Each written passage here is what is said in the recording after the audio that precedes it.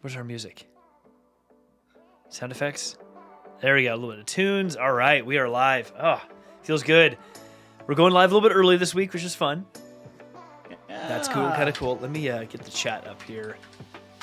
The Restream chat. And I'm now playing with all my new microphone tools and stuff, and it's fun, but also very confusing. Well, I will say this. It's like I feel like I've been doing this a lot now lately. Like I've been trying out new camera setups, new lighting setups. This is my latest lighting setup that I've got right now. I like it. So yeah, I've got all this new lighting that's around me. Nice. That's awesome. Yeah, I mean, it was good to be able to get together and like talk through a lot of this stuff too. So hopefully we both can do some adjustments. Oh yeah, that was awesome. For anybody who's just joining in or just starting to listen in, Jeff and I were actually able to meet earlier this week, actually over the weekend, to be able to kind of talk about our plans for the future content that we're looking to put out. I was also going to tease a little bit of it, the hyperspace memories, Jeff, and put that online. So if I might actually do that this evening in honor of May the 4th. I like it. Yeah, I'm really excited about that. Oh my gosh. So I'm trying to log into this app to actually have the chat up on the screen. And you ever get in like a loop with what is it? One of those CAPTCHAs where it asks you to pick where do you see stop signs in the picture? And I just came up with that. And I'm like, oh my gosh, like leave me alone. Just log me into the application. And you know what? I actually just realized I may not have posted this into Facebook. So I gotta make sure to do that because we gotta make sure Rich. Gotta make sure Rich knows. The places. Yeah, absolutely. Let's get this copied over to the other group on Facebook because we got so many people to share. I mean, there's so much out there. If I hadn't been in meetings until like just a little bit ago, I probably would have done this sooner. Oh no, I'm glad that we can use the time at the start of the show and just like make sure that we can let people know that everything's going on. And thanks again to everybody that shows up every single week. This is obviously not our normal day. Nope. Our normal day is Thursday evening Pacific time, and we are going Wednesday. Obviously because it is May the 4th, and we're trying to Star Wars Day. We're trying to do the holiday up. Exactly. We're wearing the equivalent of our best Star Wars gear for May the 4th. I'm not joking around though. I've had this shirt like since we started doing the podcast, and this is like something you don't wear every day. It's the right kind of wedding. It's the right kind of serious family get together. This is when to wear this shirt. I agree. And so I've actually been like, I had a dear family members that got this shirt for me because they know I'm a huge Star Wars fan, and I've been like waiting to wear it. And I couldn't think of a better opportunity than May the 4th. But I saw your pictures today, Jeff, and I gotta say, like, you were rocking it with the Jedi robes. Oh, that felt good. I will say, as much as I loved it, I did have to take it off pretty early in the day because it got around the low 80s here in the East Bay, and I'm like, at a certain point, 3 layers of cotton clothing. I was like, we're done. I'm good. Time to go back to the t-shirt and shorts. It was a bit much. Oh no, it was a bit much. It was still awesome, man. For everybody to know, like, that was like some commitment. Like, we were going into a meeting this morning, Jeff and I told this story as it happens. Jeff and I have been celebrating May the 4th all day today. Yes. You can catch in our official capacity in our work. The team that we work for, Cisco DevNet, had a Twitter Spaces event today that Jeff and I were a part of with some really great people that we also work with, so that way we could talk a little bit about our love of Star Wars and technology. But then later now we're obviously having the podcast run, but at the start of the day, Jeff was in the full Jedi robes. It was so awesome. It's been like a day of Star Wars for us. Yeah, it was a lot of fun. I joined this meeting, and I just remember one of our one of our leaders made a comment to me because I was wearing my Jedi robes are all black and I had the red lights on in the background. And this person said to me, Jeff, now I definitely know how your mind works. I'm like, no, I'm not a Sith, I promise. I'm like, dang it. I'm like, I thought those would be fun. I didn't mean to set a brand tone with the color lighting in my background. Yeah, I mean, people were pinging me, asking me if you were like a member of the Knights of Ren. And I mean, maybe I can neither confirm nor deny such allegations. The thing that I really like, though, man, is just it was so cool you coming in. But one of the things that I really enjoyed was, and I've told this story on the Twitter Spaces, is so I was like prepping because I was the host for this call, and I was trying to with a fellow coworker of ours, and I was trying to get like all of the last minute details in. I was trying to get the slides up, get everything going, and I could see Jeff has a really cool setup. He had all his lights going on, and he was talking about his lightsabers because we were talking about May the 4th. It was a whole like kind of pre-meeting discussion, and I'm like, oh man, Jeff's got a really cool sweater on. And I swear that was my first thought, was like, oh, that's a cool sweater. And then it was like minutes into this that I could actually see Jeff pop up on my screen. And I was like, oh, Jeff's in Jedi robes. And it was awesome, especially because we had our own little Jedi Council meeting this morning. So yeah, that was great. Good times. Oh, and I think you might be on mute. Yes, sorry, I had to cough for a second. Yeah, it was awesome. It was so much fun to do that.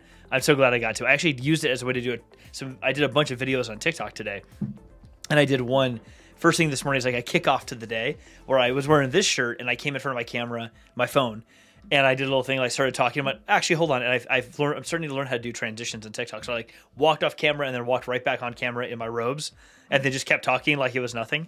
That was super fun to like just kick off the day. And then I posted a bunch of like Star Wars puns, Star Wars jokes on TikTok, which is kind of fun. I'll treat you to some of those in a few minutes. But it's been a cool day watching all the different creators that I follow on TikTok and other places posting their different videos and like really just kind of getting into it with the community has been a blast. Like I will say the one thing I am really bummed out about is so many of these creators did post something earlier in the week that I totally missed, which was record yourself saying this particular section of line from Yoda on Dagobah, and then a few different creators took them and spliced them all together and made one big video out of it. I'm like, I saw the call to action earlier in the week and I just did not have the brain power to get it done. And I was like, that would have been super fun. And a lot of these people are actually going to Star Wars Celebration in Anaheim. Oh, wow. And I'm like, wow. Oh, man, if only that could be a thing. Like, it'd be so cool to go down there and, like, actually meet these other creators in person to really start meeting this community. But you know what? That's all right. There's always next year. You and I have got plans to do that at some point. We'll make this a thing. Yeah. We will. Yeah, big plans. Plans. Speaking of big plans, we got a lot to talk about tonight. We have so much. What are we doing? We got to get into the show. Let's jump in the show. Let's go. Oh, dang it. Every time. I never remember to test it. No, we're going to do this right. No, sorry, everybody. Let's do it. We're going to do it. Just ignore me for a minute. Stick with us here. We have an animation. We do. Happen. It's a thing. Yeah. Maybe I can remember to download. I got to get these things fixed in my car. It's so annoying. This is not the animation you're looking for. I am not the animation you're looking for. I promise.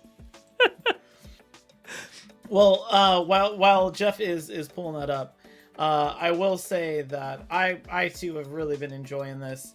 I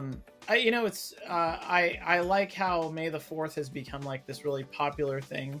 I will say that what is funny is I was on a bunch of different chats today, and a lot of different people represent a lot of different fandoms. And out of nowhere, I've had a lot of people ask me things like, hey, like, when is Lord of the Rings Day? Or Jeff, you and I were in a room where someone said, when's Harry Potter Day? And I thought Harry Potter Day would have been Harry Potter's birthday, but apparently Harry Potter Day was like May 2nd or May 3rd, because that commemorates the Battle of Hogwarts. Okay. Yeah, I was like, International Harry Potter Day. I thought it would have been like, what's Harry Potter's birthday? Like July 31st or something like that. No idea. It's something like that. It's his. That's And then someone asked me, "Is there a Star Trek Day?" And I said, "Yes, it's April 5th, because April 5th, 2063 is first contact with the Vulcans. And so that's first contact day. And that's typically when Star Trek does a lot of stuff, even though it seems like they're going to come after May the 4th. They're releasing a bunch of content tomorrow. And then Lord of the Rings Day, which I don't know that... I don't know if there is like a specific Lord of the Rings Day. I do know that when Frodo ends up in this is like some deep Jeopardy knowledge. Frodo ends up in Rivendell after his encounter, after getting stabbed by the Morgul blade. It's October the 24th. But that's like I know that there's other dates that are there. So I don't know if there's a specific day that people celebrate Lord of the Rings Day. If you know, please leave it in the chat. Like, I'd love to know if there's a Lord of the Rings Day, because I will 100% find a polo shirt just like this one and wear it for Lord of the Rings Day. Of course. Yeah, absolutely. Yeah. All right, let's try this swipe one more time. Let's see if this works. Let's do it. Hey. There we go. Boom. The rest of this, I think I got solid. Hey. Always with the technology. It's all good. So I'll start everybody off by saying, just because it's fun. I think I did this one in did I do this one on TikTok? Hold on. Oh, I can try to remember it. I'll do this one instead. Where did Luke get his cybernetic hand? The secondhand store. Oh, that's some Luke, I am your father dad jokes. Those are some deep cuts there. I like that. How does Kylo Ren like his toast? Oh, on the dark side. On the dark side. Oh my god. I have a list of them prepared in TikTok. They're hilariously silly, and it was so much fun to do those today. Oh, that's awesome. That's well, really everybody, cool. Thank you for being here. Right? We got some viewers watching right now. Thank you so much for being on the show tonight. Yeah, thank you. We're doing this on a special night. So we're doing this tonight instead of tomorrow because it's Star Wars Day. So Ryan, may the 4th be with you. Yeah, may the 4th be with you. It's an awesome day for us as nerds in this fandom because, well, for a variety of reasons, but one of my favorite ones is because it gives everybody a chance to celebrate in their own way and enjoy, like, it gives us an excuse to, like, just kind of enjoy being a part of a fandom that, like, collectively has so many different facets to it. I mean, there's so many different parts of, like, what can be considered to be Star Wars, whether it's TV shows, movies, books, Legends books, games, like, there's just all these different properties and so much lore that has come out of all of them for so many years that whoever you are and however you enjoy this sort of thing, you can find a way to do that today. And there's people out there who are your people who want to enjoy it in the same way as you. So for us, it's a huge deal because I think originally, and this is kind of getting into what the subject, the spirit of tonight's show is all about, is kind of an interesting fact is that Star Wars Day was never really a thing, and fans made it a thing. And it's actually the first mention, I think, of Star Wars Day or May the 4th officially was in a book in 1999. It was like a behind-the-scenes book about the filming of The Phantom Menace. And the phrase was mentioned someplace in that book. And within a few years, there was something celebrated as like Luke Skywalker Day. And then fans just decided to make Star Wars Day May the 4th. Wasn't adopted by Lucasfilm or Disney up until very recently, like in recent years, when Disney and Lucasfilm have finally like, you know what, we're just gonna go with it. Like, we're just gonna make it a thing. We'll announce things too. We'll stay there for a very long time, from like whenever it first came about in like modern culture till now, for many years, 10 years plus, maybe longer. It wasn't really a thing. Fans just kind of decided it was a thing. But Lucasfilm and Disney were like, we don't really want any part of this at all. Yeah, that's too bad, because I will say, well, and that's like very like kind of old Star Wars traditions. Yes, but that's changed. I mean, thankfully that has changed. Like, Disney absolutely drops. I mean, did you see the latest teaser trailer for Obi-Wan Kenobi today? I did, and I gotta say, like, I was showing it to so I have a 14-year-old daughter who I have brought up through all of these years of Star Wars. I saw the prequels in a much different light watching them with her. Mm-hmm. It's funny because she was just talking to me about how man, I still watch Revenge of the Sith, and every time I watch it, I hope that it ends differently. And I was like, oh, that's like people watching Titanic, and you hope that the boat doesn't sink. But Or it's that she just actually makes room for him for him on the yeah, board because there's I think we room. can. Well, we could take turns on this door. It could be a thing that we do. Yeah, exactly. Like maybe we Oh, dude, survive. you're just so heavy. I have to let you go. This Exactly. diamond Yeah. thing that I'm carrying is just Yeah. so weighty. Exactly. By the way, also a movie of that prequel era. But yeah, like my daughter loved the prequels, and I was showing her the we watched, of course, all of the sequel trilogy together. And so we went to we were at dinner actually, and we went to YouTube, and we were watching the Obi-Wan trailer, and oh my gosh, like that was so great.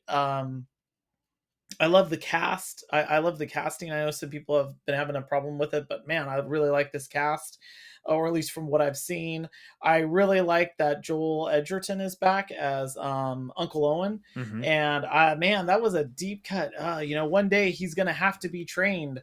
Yeah, like you trained his father. Man, I loved that spot because you and I have talked about that yeah, multiple times. What yeah, was it? What are their interactions actually like when Kenobi is living on the planet and all of that? We've exactly. talked about that in the show a bunch of times. So to see it in a way that we could have hoped might happen, like, ooh, I was like, ah, that burns, man. That does. Yeah, I yeah. mean, because he's not I've been waiting for wrong. that. No, he's not wrong. I mean, again, this is a huge risk to Owen and Baru that they, again, not to rob the lines of Michael Beretti, but if someone you didn't know came over your house once and said, I'm related to you, not really, but kind of, and then he left your home for a few hours, came back and said, I murdered 30 people, and then left, took your stuff, your robot, and left, and then 5 years later a guy shows up and says, here's the murderer's son, I need you to raise this kid. Would you really, like, again, this is a Michael Beretti setup, but I've always thought this is like, man, that is a weird conversation that Obi-Wan's having with Owen and Baru. And then Obi-Wan's like, oh, but I'll stay around here. And it's like, no, leave. Yeah, this is Leave. awkward enough as it is. I don't need you here Exactly. more. And the fact that he's like hanging out obviously around their house, yeah, Being kind of a in my creeper out there with the binocs watching. It's like, dude, you're kind of creepy. I'm just putting that right, out there.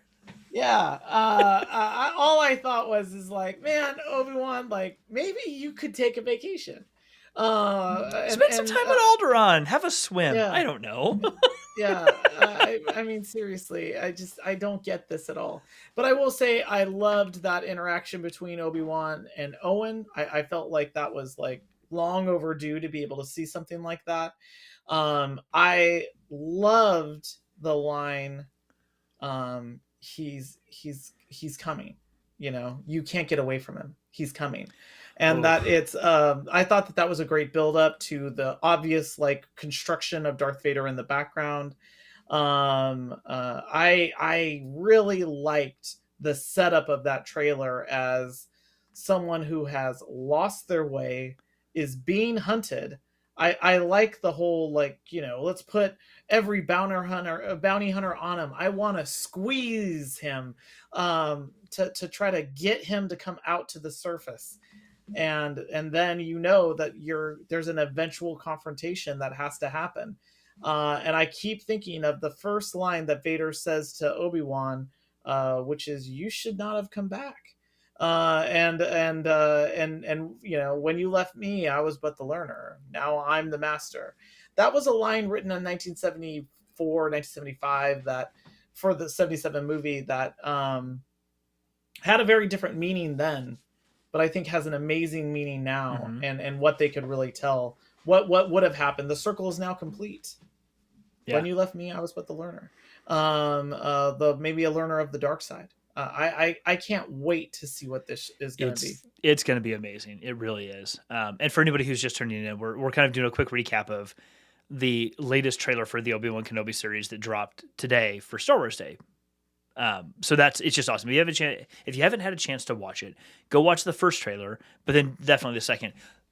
Tonally, they are different. They're not dramatically different, but there is a distinct difference between what they're trying to convey in between these two different trailers. So definitely keep an eye out for it. It's a shorter trailer, but it's really, really, really powerful. I think it's going to be. We get more of Obi-Wan as the recluse and what that's like, what that's doing to him in the first trailer. And in the second one, we get a bit more about like, yeah, there's going to be some action, but how does he get here? That's going to be fascinating to watch. It really will be. I'm curious. Yeah. I think it's also really this also fits with a lot of like comic books and old West movies. I don't think we've ever talked about, there's a Western that I really like called and I mean it's a famous Western, it's Unforgiven. It's Clint Eastwood like won an Academy Award for directing it. And the story is about someone who ultimately, he's trying to set his life straight and he can't. And in his best intentions, he can't do anything except be a really great bad guy. And that's the character that Clint Eastwood plays. I think his name's like William Money. And the Obi-Wan character, I was thinking about how in comic books there's usually like a problem like Superman has, which is when he can be Superman and when he can't. When Batman has this problem too, which is when they want to step out of the role that they've been in. And so you see Obi-Wan as someone who's really struggling to want to do good, to want to help people out, but his very presence is a problem. It's an interesting struggle to watch someone who is accustomed to being heroic have to play against their best like instincts and say no. Like that line that he's saying, I've realized, is stay hidden. He's talking to someone. They're coming. They'll be here soon. Stay hidden. That's him trying to give advice to someone, trying to do the right thing. And that goes back to the line of the people that are hunting him, which is the Jedi code. He can't help himself. Doing good, it's like an itch. Yeah. I Did like you notice this show. One thing I'm excited about? Did you notice in this new trailer, Camille Nanjiani was in for a split second? Oh, I totally must And have. I was watching it on my phone though. Okay, so, I'm not entirely sure, but he is dressed in a way that kind of is reminiscent to me of Jedi robe. I don't know, but awesome. like in the moment, I'm like, wait, is that? I think that's. Oh my gosh! I'm like, wait, what did they just drop? I don't know. We should do a whole next episode on like speculation about this. But for tonight, we decided for Celebration Day that we're going to just have some fun with tonight and do all Star Wars facts, whether you know them already or not. It's just going to be a lot of fun. So if you have any that you want to drop and you want to share them with us, drop in the chat your favorite Star Wars fact. Like, we'd love to see it from you. We'll interact with it. It would be just a blast. So drop in the chat your favorite Star Wars fact. If you're on YouTube, we can reply back to you on YouTube as well, or we can share your comments on the screen. If you're not watching on YouTube, no worries. We can see it and we'll talk about it, but we can't share it up on the screen or anything. So no worries. All right, Ryan, do you want to start us off? Yeah, I'm actually pulling up our list right now, which is really funny. So how we did this was we actually went to go to a common a set of FAQs, like basically this large Google list of FAQs of the most common questions that Google gets about Star Wars. And there's like 20 of them. I'm gonna just throw this first one out here because I don't think this is an answer we need to do. This is a real frequently asked question on YouTube, on Google. Is Darth Vader real? I mean, that is a good question. I guess it depends on what your perception of realness is. Like when I was a kid, I was terrified of Darth Vader. Right. I was totally afraid of Darth Vader, and a kid across the street that I grew up with, Brian Sutton, loved Darth Vader. Like, what had the helmet, would walk down the street singing aloud the Imperial theme. You didn't need a doorbell with Brian Sutton. You knew he was coming by. And by the way, if Brian ever catches this, it is like one of my favorite parts of my childhood is remembering this. And the reason why I'm bringing this up is because I guess realness is like I was really afraid of Darth Vader when I was a kid, but I mean he is a fictional character. He's like as real as Garfield. True. Yeah. It's interesting too because I know we're being very over literal with a question on Google. So just everyone just go with us on this. We're making this super fun, but reality is what you make of it in some cases. And like I'm with you. Like Darth Vader scared the crap out of me when I was a kid. Yeah, Totally man, scared me. And yeah. I'm sure I had nightmares about him. So from that perspective, yes, he was very real because he lived rent free in my brain for a long time as a kid until I learned to not be scared of him anymore. But yeah, fun fact about Darth Vader that people may not know. So David Prowse, the actor who was in the costume of Darth Vader in the original movies, That's not the person that we see demasked in Return of the Jedi, and then Yeah. obviously not the voice of, but the actor who's in them. You will never see him at a conference of any kind ever, because apparently he is not allowed to go to any official Star Wars conferences ever. Citing on his own website, I think what were the words that too many bridges burnt with Lucasfilm, and that's all Lucas would ever say. So David Prowse doesn't ever attend. You'll never see him at a Lucas or a Star Wars conference or anything like that or on a panel because apparently there's some bad blood between him and George Lucas.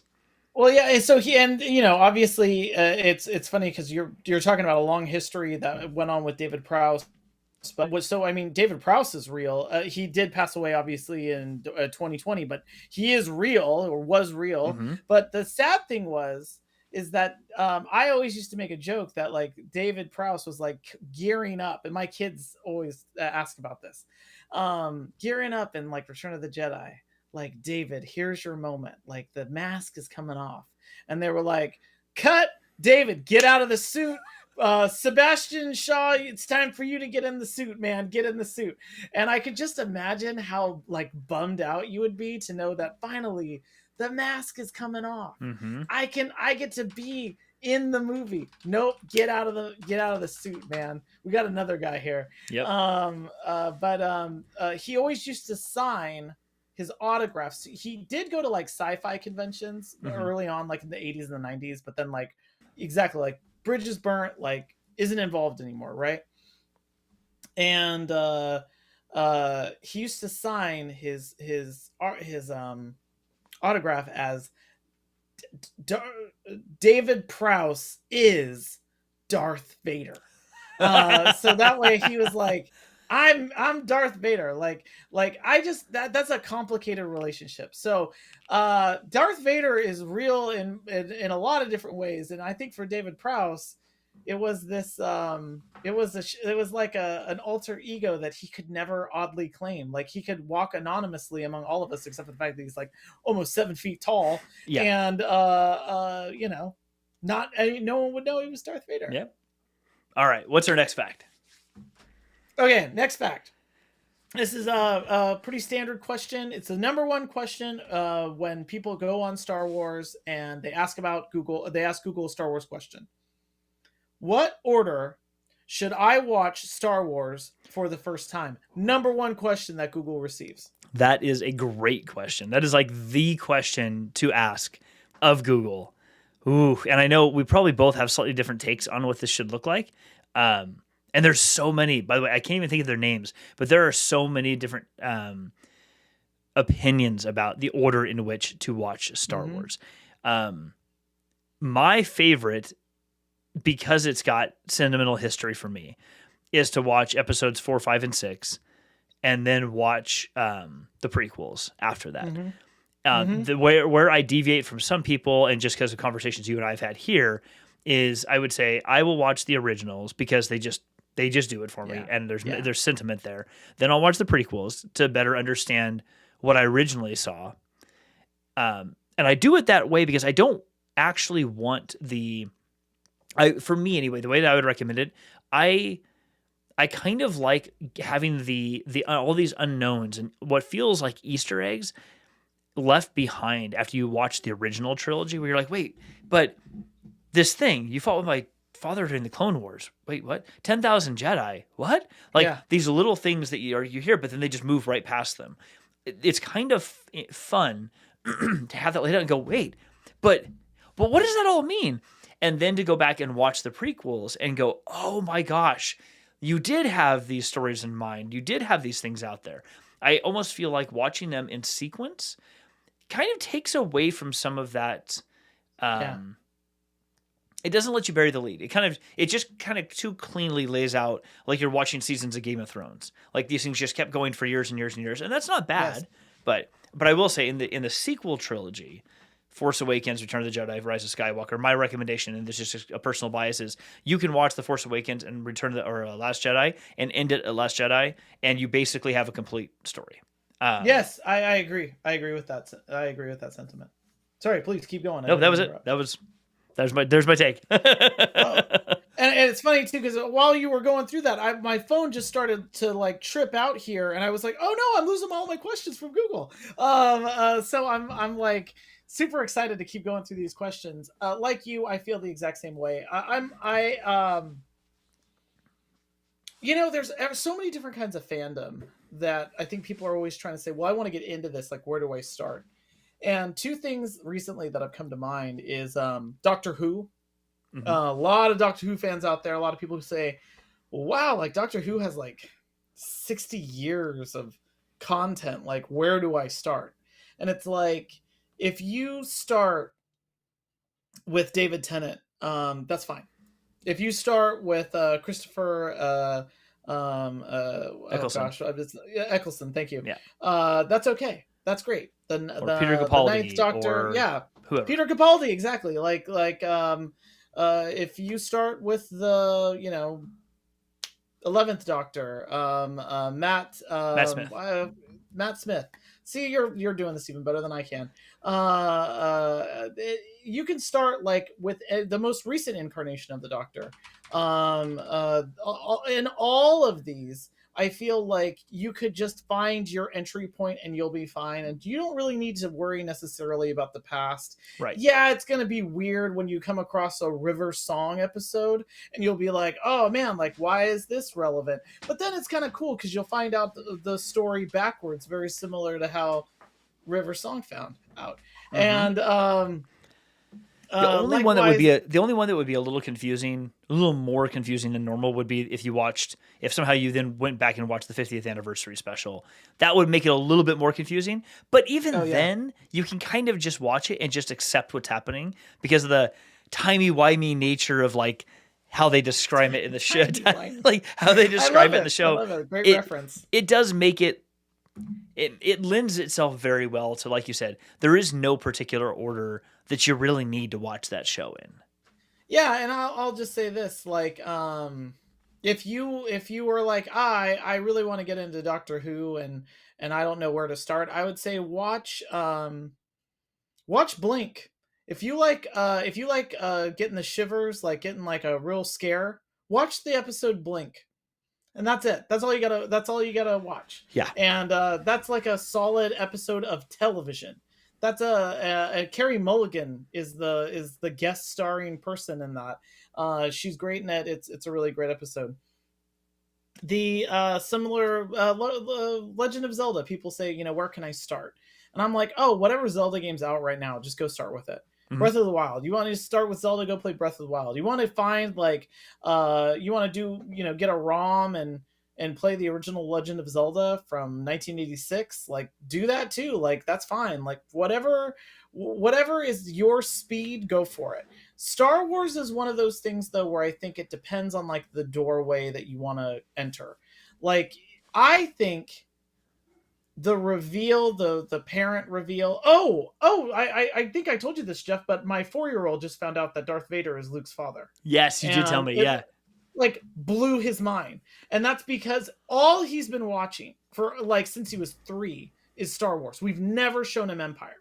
And so then we showed him Empire, and he freaked out. Like, I mean, he was like, I don't like this. No, And Daddy, then no. no, I don't want to watch this. And so he was like, I freaked out. He was like, I'm not watching Empire Strikes Back. And so this is my youngest son, Henry. And I was like, Henry, it's okay. It's okay. The story's fine. And that like really bothered him. I think that because it meant something to him. It like really affected him. It wasn't like he was nervous or sad. It was like it impacted him to know that Darth Vader was Luke's father. And I think that is something that's unique in the storyline. So I always usually with all my kids and with other people, I always say watch 4, 5, and 6, and then I think is cool to go back and watch 1, 2, and 3, and then you get this really great, like, you know where one story went and ended, and now you get to go back and find out how it began. You find the origin of a lot of things. You find out why Obi-Wan has this complicated relationship with Anakin and then Darth Vader. You preserve the reveal that Yoda is the Jedi Master and that he's not just some type of crazy frog that's like trying to eat Luke's food.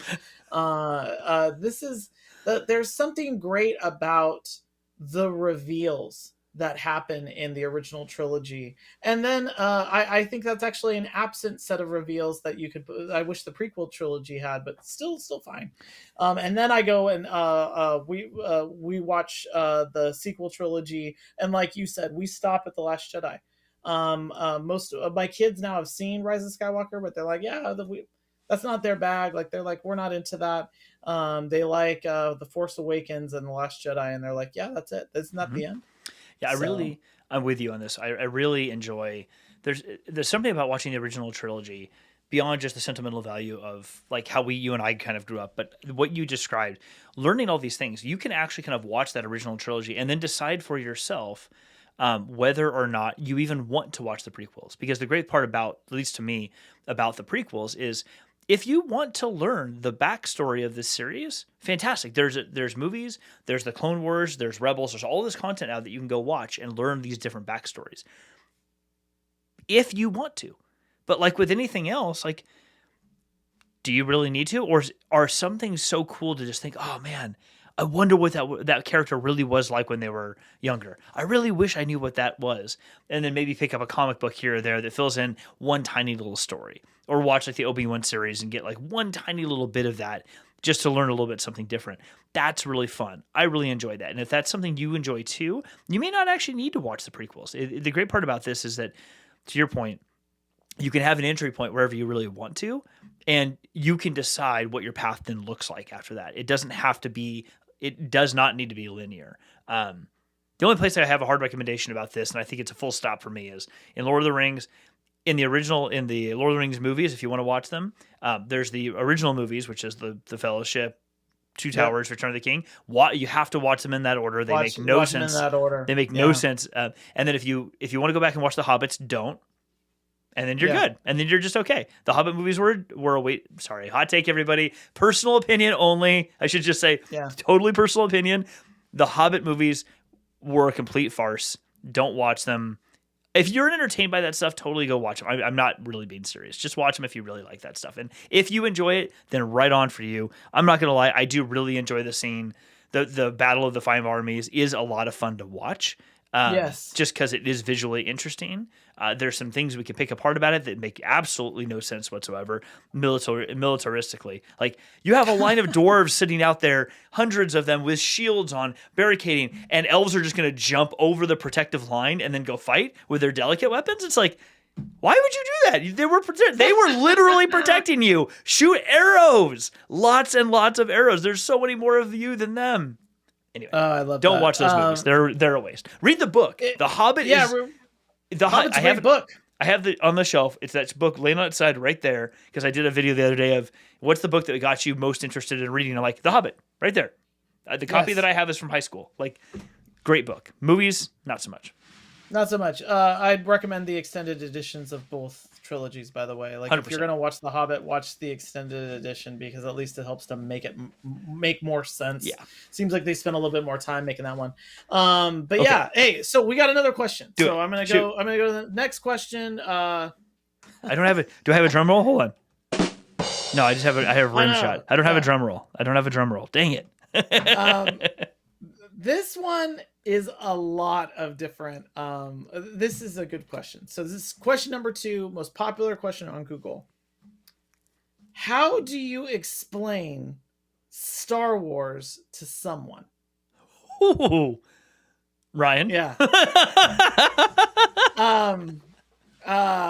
It's I always I'm not look, I'll take a whack at this, but whenever I talk about Star Wars, I talk about I talk about what it's like, if that makes sense, because I think that's like most things. It's like you try to describe something, like how it tastes. This tastes like chicken. So whenever I talk about Star Wars, I say it's kind of like if you took Kurosawa Japanese samurai movies and then put that in a Western and then put that on a pirate ship and then put the pirate ship into space. And then a small dash of Wizard of Oz. That by that point, most people have kind of walked away because they have no idea what you're talking about. Yeah, exactly, right? Like it's this marriage of a lot of different things, but really, and this is gonna sound silly, but hey, I was an English major in college, so that's what I did. I wrote a paper on how Star Wars is a fairy tale. That's what it is. It's a fairy tale set in space. People say space operas. People say science fantasy. They say all science fiction, all these things. But really, it's just a fairy tale. It follows all the fairy tale rules. There's a kid from nowhere that goes off on an adventure, saves a princess, saves a kingdom, and then it ends with him becoming the hero of that kingdom. So it's a lot like a lot of other fairy tales. But I wrote a paper in college where a lot of fairy tales are once upon a time. They start in once upon a time, and they'll often refer to a kingdom being far away or a long ago kingdom, and that's the setup for a lot of fairy tales. And so Star Wars as a fairy tale has the same setup. It doesn't do once upon a time. It says a long, long time ago in a galaxy far, far away. And that's because Star Wars is like a bedtime story. It's like a fairy tale that you would tell a child. And in fact, when people say, "Oh, Star Wars it really appeals to kids," it's because it's a fairy tale. So that's how I would explain it. Mm-hmm. Interesting. Yeah. I mean, if for anybody who didn't know, that's a part of a fun fact here. Is like Lucas has said this many times. These movies were made for kids. They were not made for adults. So anybody out there who gets really frustrated or upset or whatever type of feeling they have about why certain things were picked certain ways, why aren't they more intense, etc. It's like, because these were literally, by Lucas's own words, these were made for kids, young people. That's what these were intended for. Adults are welcome to enjoy them as well, but that wasn't the intended audience, at least not originally. You bring up an interesting one. I haven't encountered a lot of people who aren't familiar with what Star Wars is. So I rarely have to, or am rarely asked, I should say. Have to is the wrong phrase. I'm rarely asked to try to explain what Star Wars is. I would probably use something similar to what you said, but I would probably, how would I say this? It'd probably something to the effect of, if you want a like fantasy, like high fantasy, but set in something like a technologically modern time, that's what Star Wars would be. So instead of elves and dwarves and other types of fae, we have all these other sentient beings in a galaxy. And when you watch it, it actually makes a lot of sense because it's a galaxy. Of course, there would be billions of different types of species from different planets and all these things. I'm like, so it's like fantasy, but real. Like if you made fantasy real, that's what Star Wars feels like to me. Technology with people, all that type of stuff. Like that's what it feels like to me. Yeah. Yeah. I've always, I love, really like this quote that just came up. That is a fantastic quote, Joanna. I love that. I mean, I will say that that's why I feel like Star Wars always really, and we talked about this on the Twitter Spaces thing, and at the end of it, which was, I think a lot of fairy tales come out of people that you might be born in a place where there isn't a lot of opportunity, or at least opportunity to be different. And this is no rag on like my hometown, but there was just not a lot going on. And it was, in the same, Central Valley area that George Lucas was from.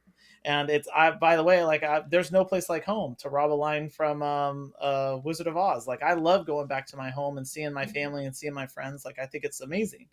But I know the feeling that I think this is coming from when George Lucas was going to the theater and seeing like Buck Rogers movies and seeing all these things that were like nothing that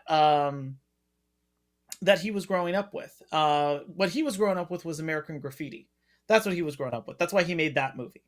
And what he was afraid of was THX 1138, which is, by the way, when you're talking about, oh, Star Wars for kids, THX 1138 is for adults. It is a rough movie to watch. It is a 1984-ish technology dystopian future, and so you've got these American innocence and American Graffiti. You've got this end of the world of people. Emotion is a crime in one extreme, and then I think you've got this odd other area, which was more like a hopeful vision for like for being your own hero, finding your own way, building your own destiny.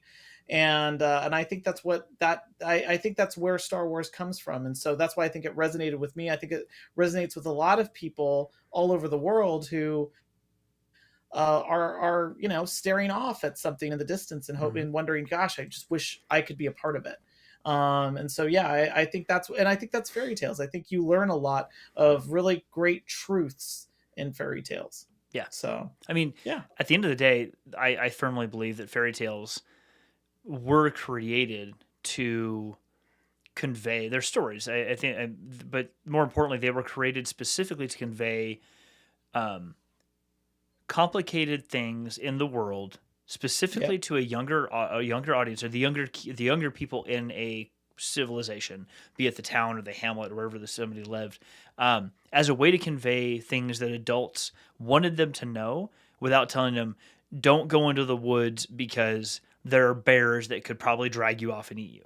So instead, you tell them stories about something else that makes a kid not feel quite as freaked out, but still gets them to do the thing they want them to do until they're ready to actually understand what the reality is around it. So they're highly valuable for those purposes. They're stories. They teach you something, whether you recognize what you're being taught or not. You are being taught that, and I love that. I think it's a really interesting way to think about Star Wars. Yeah, no, I do. And we can. So hey, I know we're starting to get late into the episode, but I've got some more questions. Go for it. From yeah, let's do Google's top list. Okay, so we've gone through the top 2 questions that come into Google. 2. Next question, and this might be a short answer: is Star Wars based on a true story? Ooh. Number 3 question on on Google. I mean, I'll let everybody know right now, like, Star Wars is not a true story. I mean, maybe there is. Everybody's talking about alternate universes with multiverse discussions happening everywhere. There could in fact be a universe where that exact thing happened. But I will say that no, it's not based on a true story, unless George Lucas has some type of portal he could see something else. But no, it is not a true story. It is not a true story. There is a ton of inspiration from true things that do exist, like samurai movies and stories and things like that do exist. But no, you're right. The core of Star Wars itself is not true. There's nothing. It's fantastical at its base, and at the simplest form or simplest way to describe it, it's sci-fi. I mean, that's an oversimplified way to describe it, but yes, it is science fiction. Incorporating science and using fictional means to convey that science to you in a fun and entertaining way. Yeah, and I mean, like, that's not to say, like, we were just talking about truths in fairy tales. Not to say that there isn't truths in fiction. Like, there's great truths in fiction. I mean, you could see Star Wars as an analogy for the war in Vietnam or the war in Afghanistan during the 80s. Hmm. I mean, you could see a lot of parallels between a highly mechanized force and a small guerrilla warfare.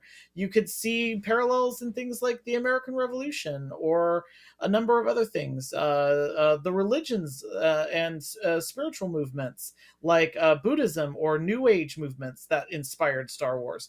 Again, we talked about how Star Wars could easily, Obi-Wan's speech about the Force could easily be something that someone told you at a dead concert. Yeah. I'm not joking around. Like all of that stuff, all that you were missing was Obi-Wan's like leaning back in a chair and being like, "Don't worry, man, Jerry will take care of you." But uh, the my point is that it's not a true story, but there's truths in it, and artists of a time are often influenced by the things that are around them, and those things are true. So yeah. If you're ready, Jeff, we go Do on to it. the next question. Do it. Yes, let's Okay. do it. Next question. Why did Star Wars start with 4? Ooh. Episode 4. That's what they mean. Why did Star Wars start with 4? Oddly, the fourth most popular question posed to Google I mean, I guess it regarding makes Star Wars. sense. Yes. Do you know the answer to this? Oh yeah, I mean, I'm happy to take this. All yours, buddy. All yours. Okay. So, like, for everybody that is maybe unfamiliar with how Star Wars came about, George Lucas in like 1974 wrote a treatment for a story called The Star Wars. And by the way, has also been turned into an amazing comic book. I cannot say it enough. If you want to hear about the Star Wars of Star Wars, hear about the stories and adventures of Anakin Starkiller and his dad. What is it? He's got a brother Deke. He's got a dad, Kane. And Princess Leia of Aquiel. All of these stories are amazing. It's the original treatment of the Star Wars, and in a Mark Zuckerbergian like way. Someone was like, "No, man, not the Star Wars, just Star Wars." And so then he reworked that draft, and he had built like a lot of stories in it. Like he ultimately recognized that he had built what he felt was a whole story about the rise and fall of Anakin Skywalker, or at least what he thought was Anakin Skywalker. But he had a backstory for Obi-Wan. He had a backstory for a lot of his characters, and he realized that the best story that he wanted to tell was this early story, and he focused in on the Luke Skywalker story, and that was the one that, script doctors, everything else that came in and helped him. That was the story that stuck, and so that became Star Wars. And when the movie came out, it wasn't Star Wars Episode 4: A New Hope. It was just Star Wars. And that's because he wasn't planning on making a ton of other movies. He was just going to make Star Wars. And what happened is the movie, of course, was like wildly popular, and he went back and added in Episode 4: A New Hope. And one of the reasons why that was added in was because in homage to all of these serials that he grew up with, going to the movies. Whenever he went to the movies, they always used to play these like, Buck Rogers or like other types of really great little short like serial flicks that came up. And obviously some of those predated George Lucas even being born, but he went and watched them, and they would always be like, in the previous installment, such and such happened, and now on to chapter 12 of Captain Midnight, and stuff like that. And really, he just wanted to echo that. And so then people were like, "Oh, wow, like what's next?" Because he could have easily just said Star Wars was Episode 1, but he didn't. He made it Episode 4 because it was a nice place to start what he felt was an existing run of stories. And it used to be you might not catch some of the other serials. You might come into a serial and it might already be at episode 5 or episode 6 or chapter 7, and you had to just catch up. And so that was kind of the origin of that. And then the mythos all around it is, oh, he had an idea for 9 stories. Really, he had a couple of ideas, and then those became things like Empire, Return of the Jedi, and then of course the prequel trilogy. So so that's the best way that I can answer that question. I think that's a great answer. I think it's the most logical answer anyone could probably hear. Yeah, but I do love. I had a whole video on TikTok about things related to Star Wars, and I made a comment about like really enjoying this back when it was still called Star Wars, just Star Wars, and the person comment replied back to me, said, no, it always said episode 4 in the New Hope. I'm like, I don't believe that's true, but I didn't want to argue them because I'm like, I don't know for sure, but no, you confirmed it. Like when it originally released, it just said Star Wars. That was it. Yeah, they went back and added A New Hope, which, by the way, is a really great title and very reflective of the series as a whole. Yep. Okay, question five that we have. This is a fun one. Why does Grievous have a cough? Ooh, I love this one because, if you don't mind, I'll take this one. It's fantastic because the only way you would know the answer to this is if you had watched the George Tartakovsky Clone Wars from the early 2000s, because that's where it is answered. So the reason why Grievous has a cough is, even though we may get a whole Clone Wars series by Dave Filoni later on, that he was part of this program, or actually he wasn't, I don't think, even at that time. But a separate Clone Wars animated series was created in the early 2000s, I believe, by George Tartakovsky, I think is how you say his last name. And in it, it's a short. It's not a continuous run. It's like it's a short, like some number of episodes, and that's it. Like maybe they break them into seasons, but there are a very limited number of episodes. And it's a very different style of animation, reminiscent of like Teen Titans or whatever in the 90s. So it's a very different style of almost matte painted style artistry.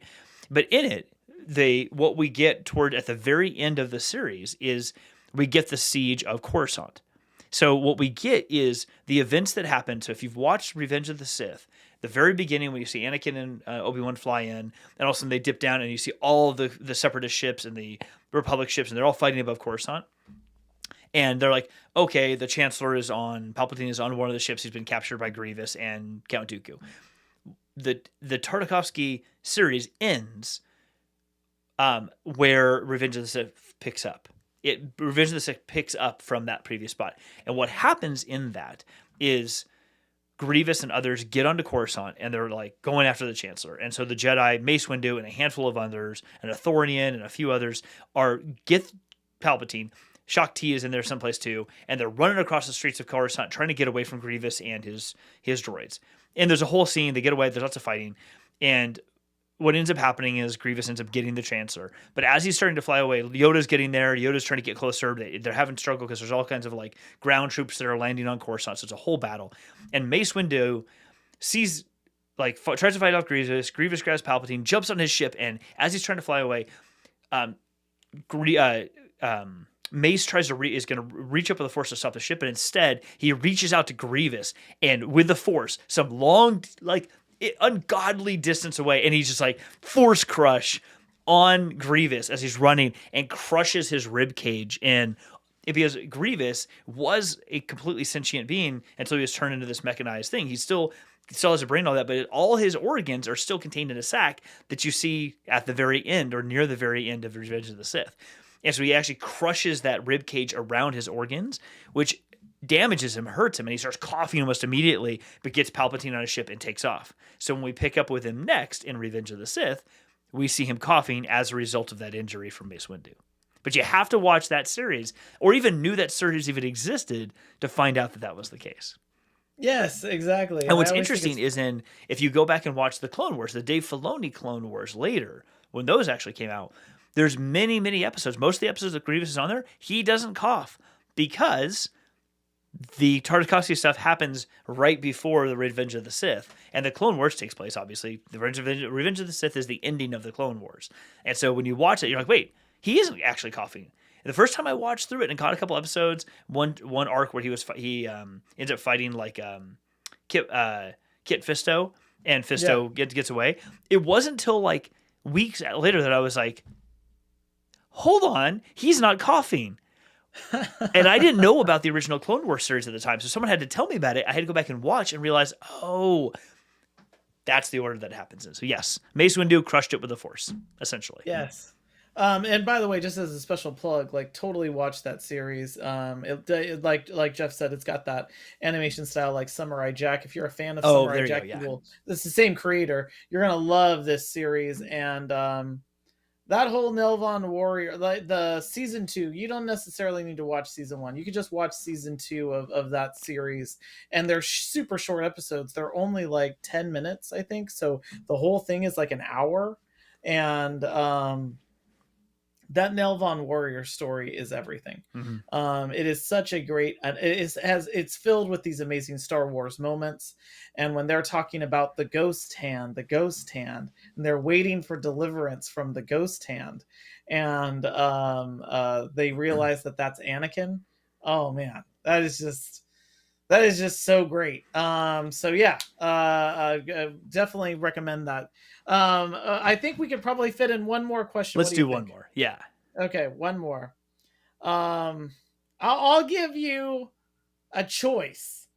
I'm gonna say the 3 questions, and you can pick which one you like. Oh, this is gonna be tough. This is gonna be tough. Okay. Why does Obi-Wan not remember R2-D2? 1. Are lightsabers real? 2. What makes Star Wars so special? 3. And by the way, like, I'm not joking around. That's literally one of the questions that's there. What makes Star Wars so special?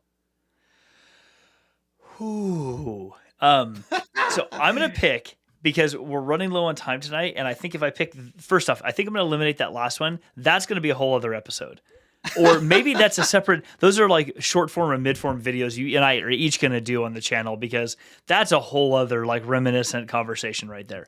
I'm going to do one myself, but you're going to do the other. We're going to do this because one of those is really easy to answer. Are lightsabers real? Yeah, of course they are. They're right here. I have 2 of them. I don't know how you could think they're not real. So yes, lightsabers are real. There you go. Cool. I answered that question for you. All good. Ryan, why doesn't Obi-Wan remember, or seemingly, I think that's probably a better way to ask that. Why doesn't he seemingly remember R2-D2? Okay, so this is my theory. I'm going to get super like inside Star Wars. This is my feeling. So the Jedi actually don't have any form of attachment, and they also don't have any ownership of things. And so he has absolutely no attachment to anything. That's why he could like give up his robes and just toss them away. He could, whenever he takes one of the little Jedi starfighters, he could take whichever one he wants. It doesn't matter. He maybe has relationships with friends and even droids. But when the question is posed to him, this is going to get highly technical here. When the question's posed to him, said, well, yeah, the droid says he belongs to you. And Obi-Wan says, well, I don't remember ever owning a droid.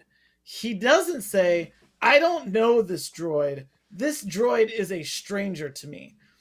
He says, I don't ever remember owning this droid. And we know that Obi-Wan is the chief of all Star Wars gaslighters.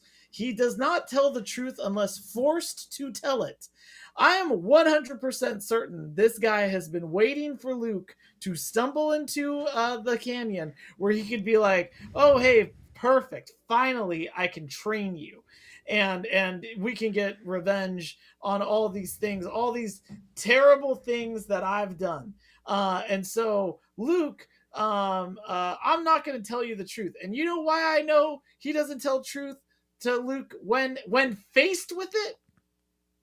Is that Luke on Dagobah says, I can't kill my father. I don't want to do this. And Obi-Wan says to his face, Oh, the Empire has already won.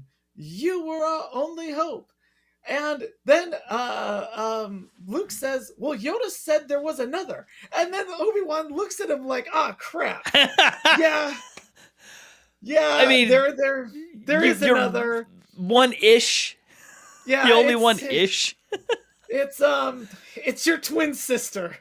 But I have. And what does Luke say instead of what?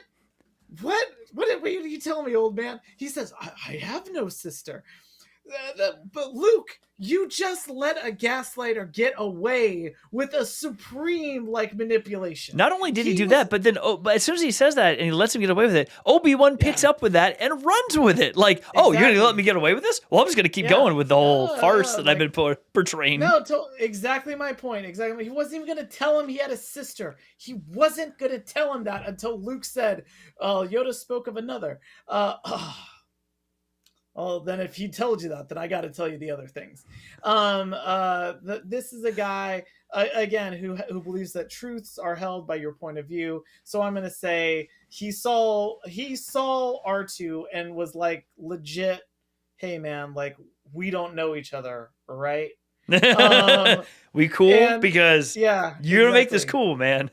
Yeah, because remember, like we got stuff to do. We got to train this kid now. But yeah, I feel like he doesn't say I don't know R2. He says I don't recall ever owning a droid. That again, that is not the answer to the question. And that would be like, but it's the great part about that response as a gaslighter is it is close enough to the answer that someone would be expecting to get that if you're not that vested in the question you asked, you could easily just go, oh okay, cool, we'll move on. And they do, and everybody does. Luke does, exactly. 3PO does. We all do it together. We all buy into all of his little lies. We do. Again, it would be like if I asked you, Jeff, have you ever driven a car? And then you said, well, I've never owned a car. And it's like, oh, well, I guess that could mean that you've never driven a car. See what I mean? It's a weird hedge. It's a weird hedge. And that should tell you everything about Obi-Wan. He does. Yes, Rich is right. It's a politician's answer. Which is hilarious because was it Revenge of the Sith? Yeah, he makes a comment about not wanting to go into the Senate building. He's like, oh, I don't like have the stomach for politics or something to that effect. It's like dude, you're called. Everyone calls you the negotiator, and then you also do the thing politicians do all the time. So like, I think maybe you're better at this than you think you are. Oh yeah, I mean he's the one that's telling Qui-Gon, if you just would follow their rules, you'd be on the council now. I mean he's the master politician. And Qui-Gon gives him a look like, dude, just shush.